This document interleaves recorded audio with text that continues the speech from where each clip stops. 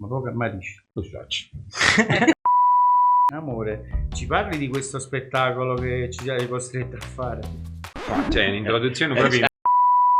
Noi avevamo intenzione di fare tutt'altro spettacolo e quello spettacolo che volevamo fare non si è potuto fare perché probabilmente quindi abbiamo fatto uno spettacolo nuovo, uno spettacolo che fanno poche compagnie, uno spettacolo che non mai visto, o Scarpaliet di Scarpetta, una versione nuova, si chiama Scarpaliet 2.0 perché è riaggiornato, perché è velocizzato, insomma ci stanno delle cose che noi possiamo dire? No, non si può dire assolutamente. Non si può dire. E quindi venite a vedere lo spettacolo perché sì, è un Scarpalietto, la storia è quella, sì, è ben chiaro. E ci stanno delle novità che lo renderanno più spumeggiante. Senti, ma come dovrebbero venire i giovani secondo te a vedere? Perché i giovani dovrebbero vedere? I giovani devono Scarpetta. venire, bravo, perché vedere Scarpetta? Innanzitutto perché è tradizione, è che non bene una propria, ma anche perché le novità che noi abbiamo inserito e che non vi possiamo dire. Ma così, no? Beh, la cosa che guardate, fai vedere qual è? Eccola qua. È 2.0. 2.0, quindi ci stanno tante cose che sono vabbè, un altro comuni. indizio non si può avere, cioè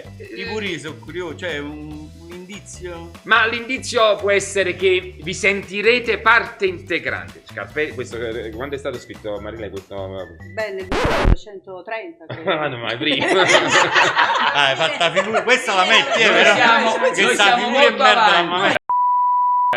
Quindi è stato scritto inizio secolo, però ci stanno tante cose del secolo vostro, giovani, quindi del secolo nostro, mio e vostro, noi bandi vecchi, e vi troverete. Non mi fate, ci stanno tante cose vostre, Vi veramente. identificherete assolutamente nella modernizzazione di Oh, questo tiene spettacolo. più da casa. Io penso che possiamo dare appuntamento, o no? Sì. Tutti insieme.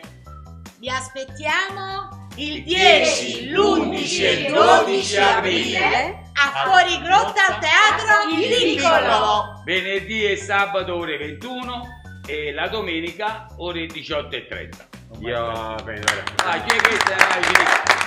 Un momento, non abbiamo detto con la regia di Rosario Sandino! vi aspettiamo.